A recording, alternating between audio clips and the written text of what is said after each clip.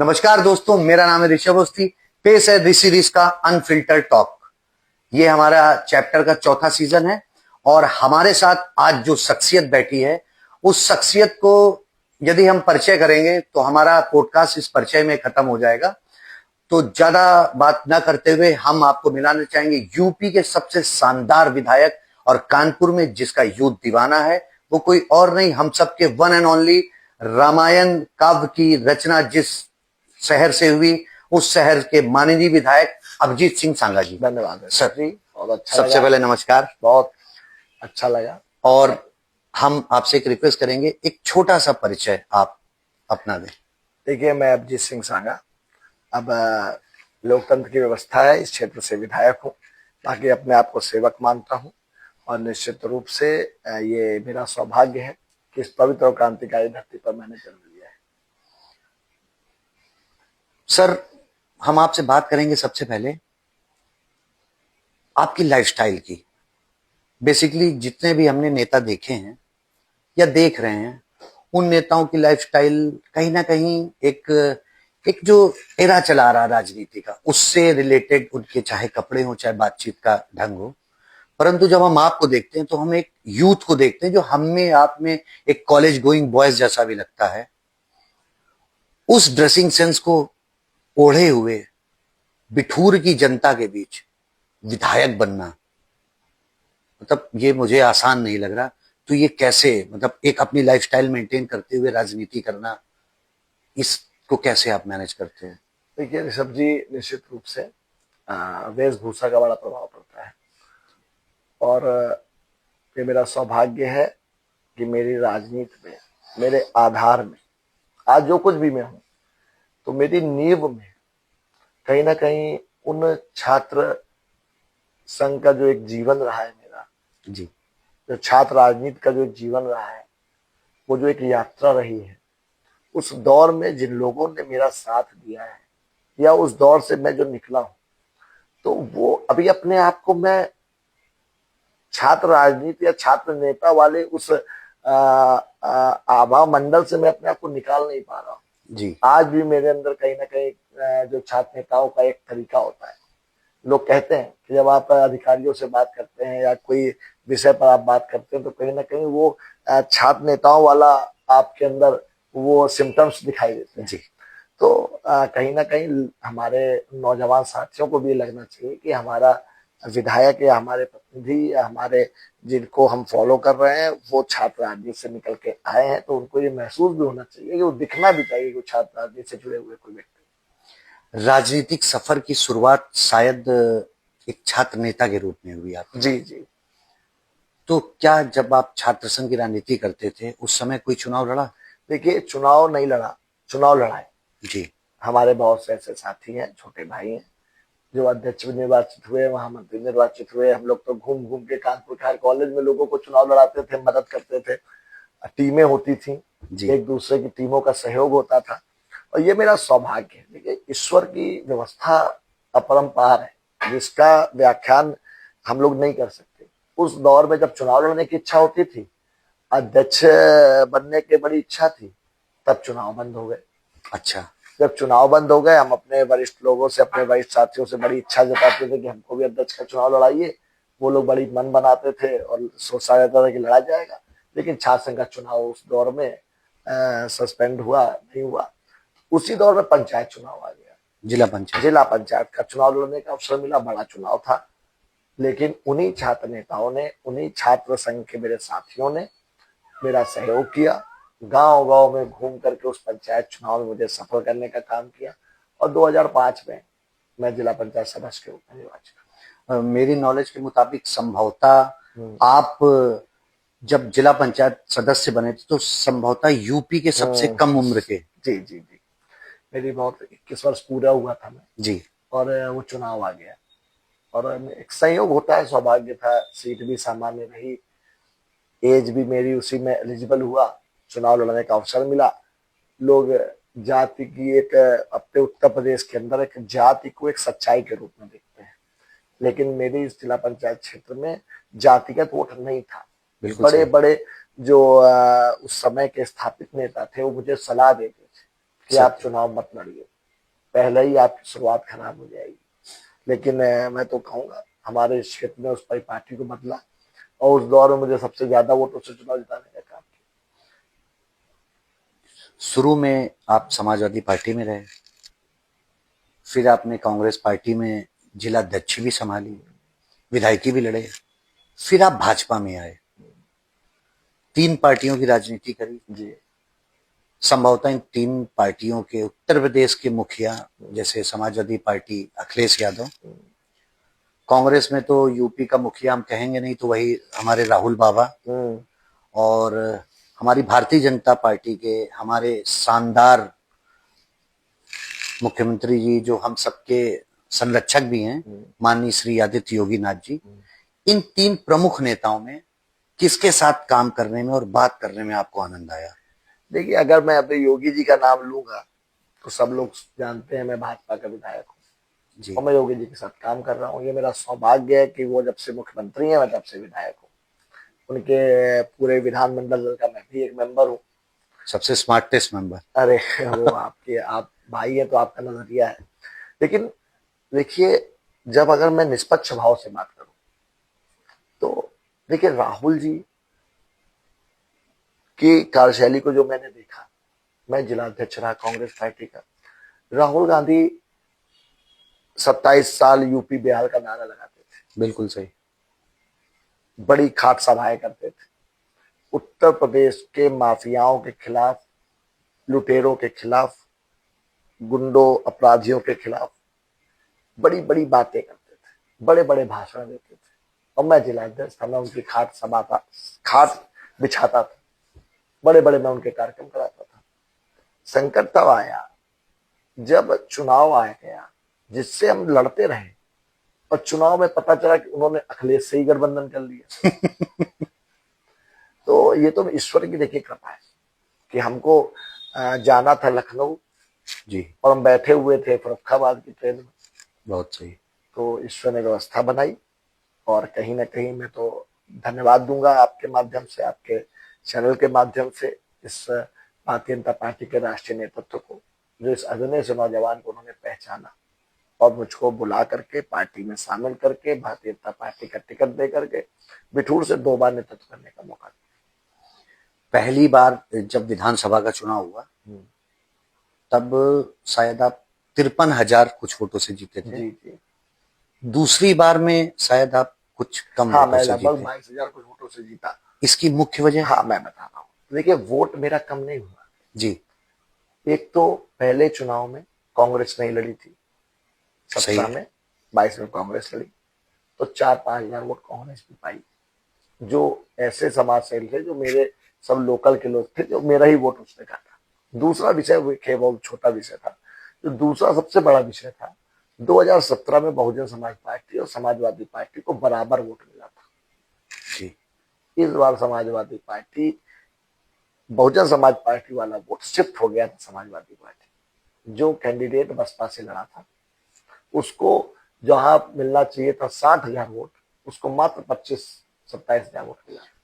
तो हम ये कह सकते हैं कि वो वोट आप इंस्पायर्ड नहीं कर पाए? नहीं, वो समाजवादी पार्टी इंस्पायर्ड। वो ऐसा था, वो जिस कैंडिडेट को टिकट दिया बसपा ने, रमेश यादव जी, उनको उनके रिश्तेदारों ने भी वोट नहीं दिया।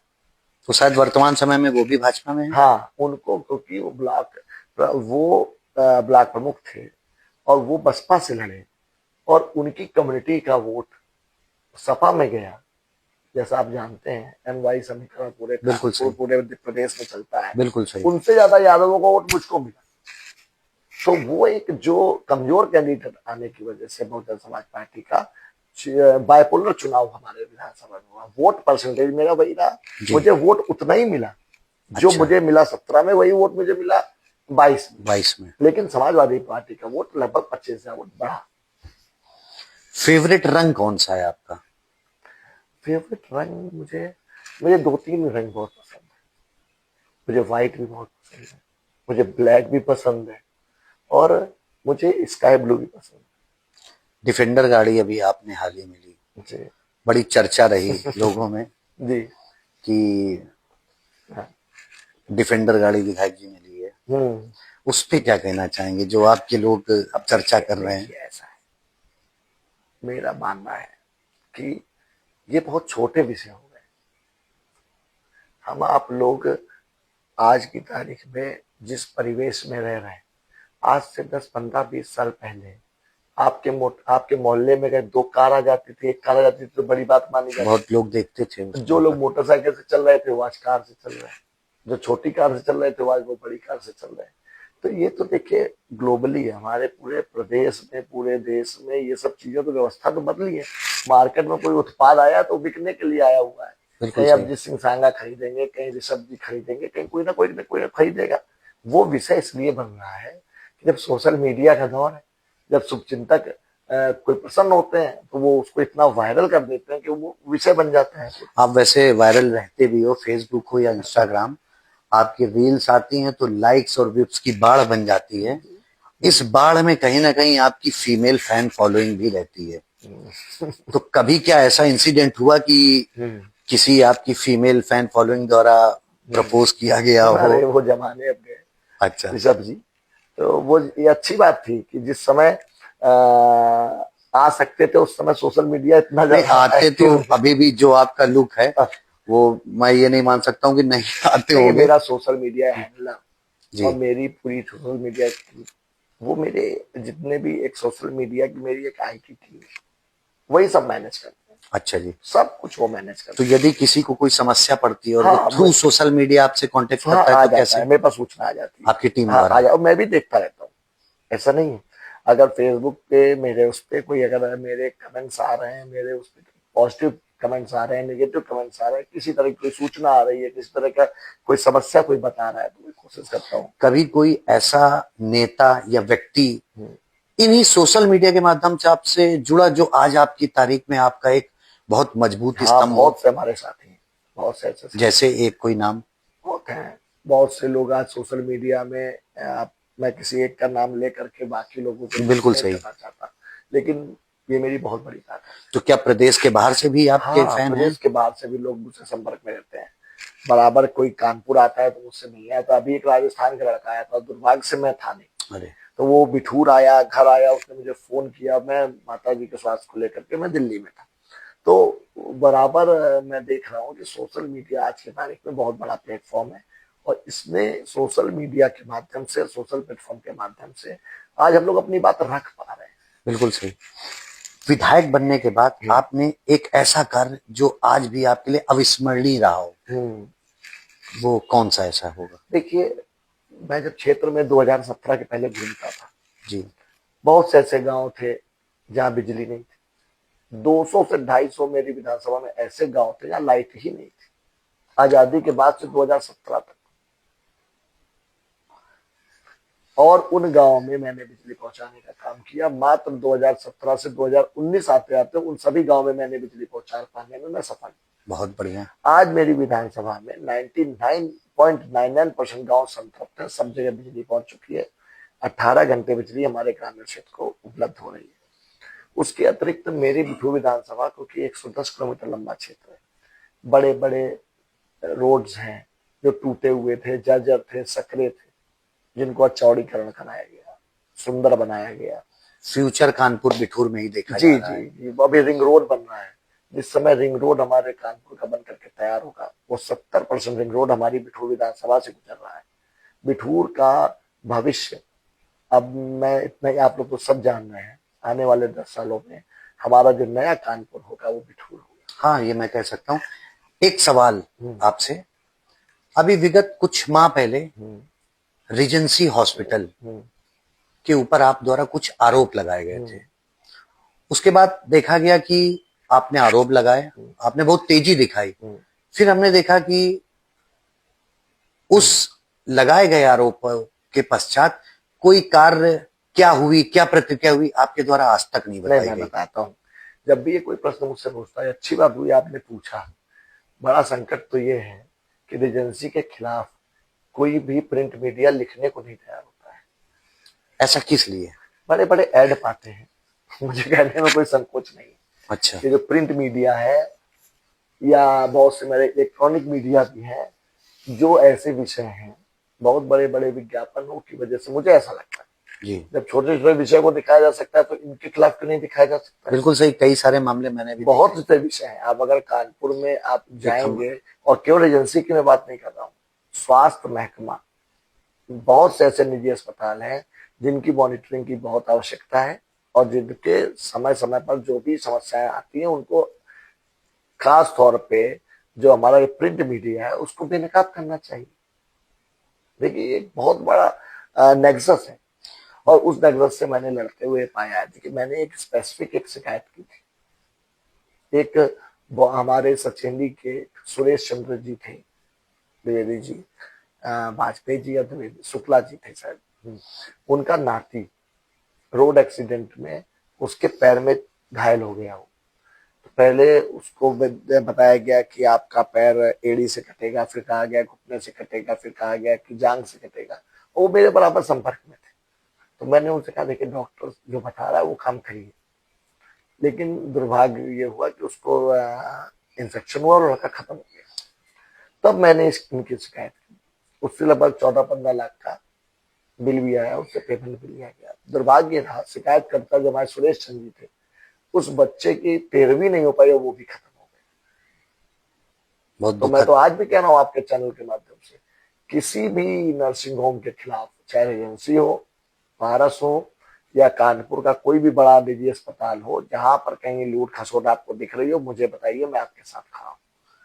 तो यदि आपको किसी भी हॉस्पिटल द्वारा नाजायज परेशान किया जा रहा है या इलाज के नाम पे आपको अत्यधिक लूटा जा रहा है, तो आप संपर्क कर सकते हैं इनकी सोशल मीडिया प्लेटफॉर्म से भी और इनका जो CUG नंबर है उसके माध्यम से भी। अच्छा, एक सवाल आपसे और पूछेंगे पर्सनल लाइफ को हाँ लेके। हाँ, शादी आपकी सन 2010 2010 में हुई। हाँ, लव मैरिज थी, arrange marriage? Arrange marriage. Arrange marriage थी।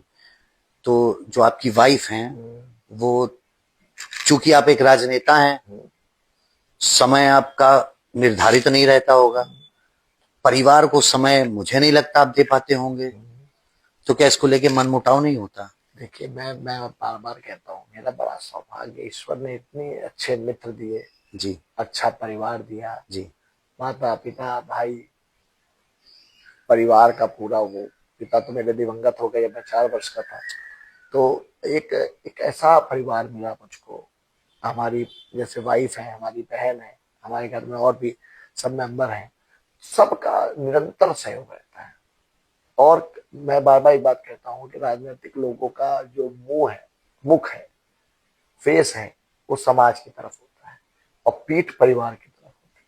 तो ये कीमत परिवार चुकाता है, कि मैं नहीं, हर राजनीतिक कहीं ना कहीं वो इम्पैक्ट। वो, लेकिन यही मैं कह रहा हूँ कि ये त्याग केवल अभिजीत सिंह सांगा का नहीं है, पूरे परिवार का है, मेरे मित्रों का भी है, मेरे रिश्तेदारों का भी है। वो मित्र जो मैं देखता हूँ आते हैं, पीछे खड़े हो जाते हैं यहाँ करके, सोचते हैं पहले समाज के लोग मिल रहे, पब्लिक के लोग मिल रहे, हम ही बगल में खड़े हो जाएंगे जाके तो अच्छा नहीं लगेगा। ऐसे भी समझदार मित्र हैं, और ऐसा भी होता है कि 2-2 घंटे बैठेंगे और उसमें अपनी बात भी ना बताए और चले जाए। तो वो लगाव है, वो प्रेम है। वर्तमान में आप बिठूर के विधायक हैं, कानपुर के चर्चित विधायकों में से एक हैं, और मुझे लगता है बिठूर की जनता या अकबरपुर लोकसभा की जनता आपको सांसद के रूप में भी देखना चाहती है। देखिए, और शायद कहीं ना कहीं आप जब जाते होंगे लोगों के बीच में तो आपको रिस्पांस मिलता होगा। तो अभिजीत सिंह सांगा विधायक की बनेगा सांसद? देखिए विधायक और सांसद, मैं आपसे बिल्कुल फ्रैंकली बताऊं, 2017 के पहले तो मुझे लगता था कि नहीं, विधायक बनना है। 12 से 17 या 10 से 17 तो मैंने बड़ा संघर्ष किया, और जमीन पे उतर करके केवल एक जिद थी कि विधायक बनना है। आज मैं आपको सच बताऊं कि मेहनत करता हूं, और अपने जो आदर्श हैं या जो अपने एथिक्स हैं, बहुत कुछ उनकी वजह से मैं चिंता नहीं करता हूं। मैं अपने एथिक्स से हटता नहीं हूं। मुझे पता है कि मेरे भाग्य में, मेरी किस्मत में जब जो चीजें होंगी मुझे जरूर मिलेंगी, लेकिन मेहनत और परिश्रम मुझे करना है। सांसद बनूं ना बनूं, विधायक बनूं ना बनूं, आप लोगों के बीच में एक अपनी छवि, ये मेरा दिल जानता है कि मैं जिसके साथ रहता हूँ ईमानदारी के साथ रहता हूँ। और आने वाले समय में भी देखिए, विधायक सांसद तो एक पद है, नेता बनना बहुत आवश्यक है। बहुत से विधायक सांसद जो नेता नहीं। नहीं, आपको तो छाछ संगी महारत हासिल है राजनीति की पहली विधायक सीढ़ी। सांसद बनूं ना बनूं, अच्छा नेता बनना चाहता इच्छाएं नहीं है सांसद बनने की। हूं भैया। मैं आपसे कह रहा हूँ, सांसद मैं सबको देख चुका हूँ नजदीक से, सबको देख चुका हूँ। मैं तनख्वाह लेने वाला नेता नहीं बनना चाहता। मुझे वो ताकत हो जिस ताकत से मैं किसी का भला कर पाऊं, वो ताकत प्राप्त करने का मुझे प्रयास करना है।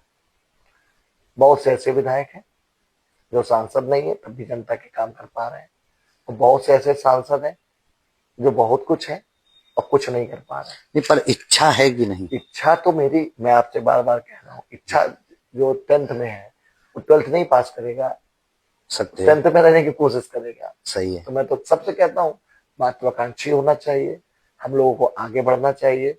बहुत से लोग मुझसे कहते हैं आपको मंत्री बनना चाहिए, आपका मंत्री पद में नाम होना चाहिए। मैंने कहा कुछ कतई नहीं बनना चाहिए। मैं आपके सामने कह रहा हूँ, मैं हाथ जोड़कर कह रहा हूँ, आने वाला मंत्रिमंडल में जब भी किसी की सूची में नाम हो, हमारे कानपुर के इतने वर्ष लोग हैं उनका नाम हो जाना चाहिए।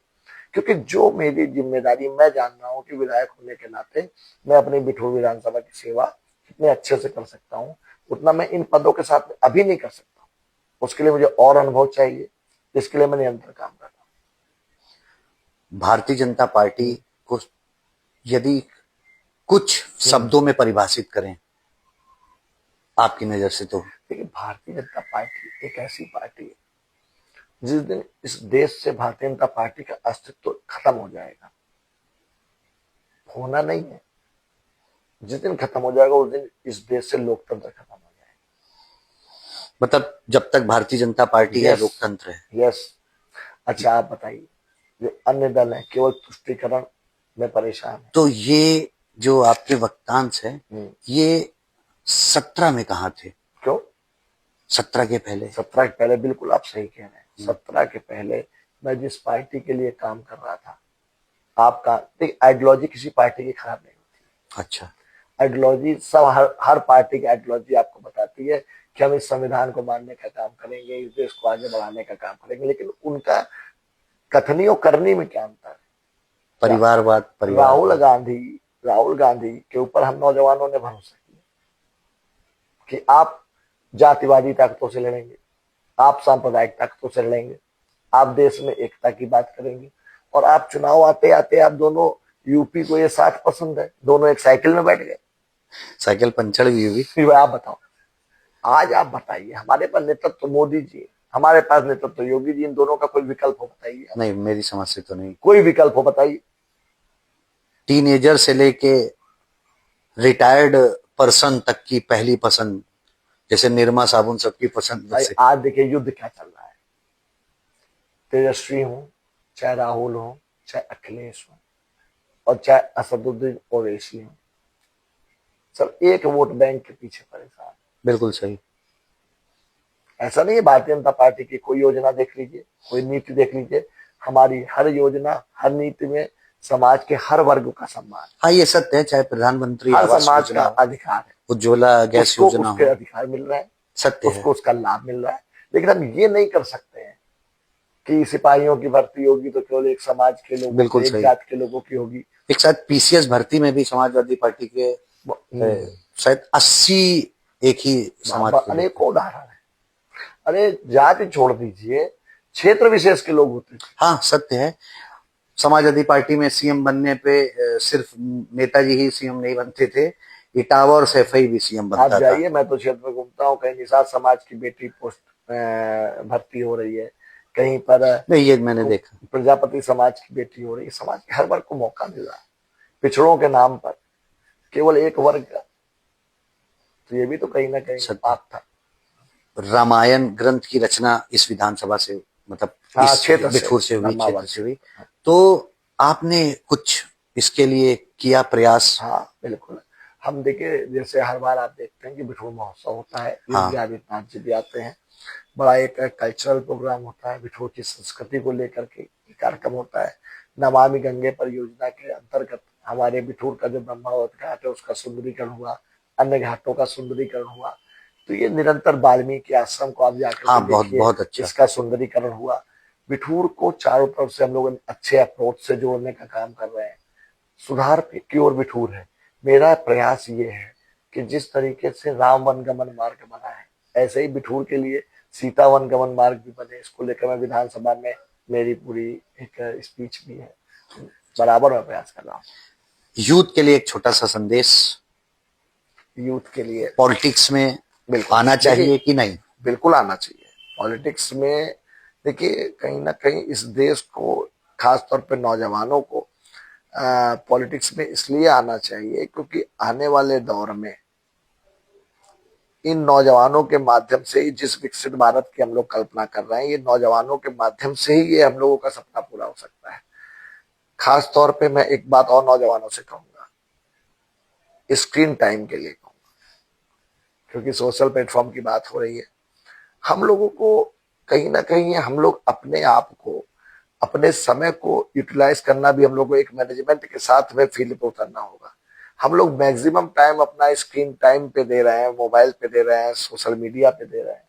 मैं बार बार ऋषभ जी आपसे भी कहूंगा कि एक कहीं ना कहीं हम लोगों को एक, अगर सफल व्यक्तित्व के साथ आगे बढ़ना है तो हम लोगों को एक मैनेजमेंट के साथ में उतरना पड़ेगा। जी, इन्हीं सब बातों के साथ हम विराम करेंगे, क्योंकि इनका व्यक्तित्व ऐसा है कि बातों का अंदाजा और बातें खत्म नहीं होंगी। हो सकता है हम आपके साथ एक वनडे वीडियो भी बनाएंगे। तो आप देख रहे थे ऋषि रिस्क अनफिल्टर टॉक। धन्यवाद।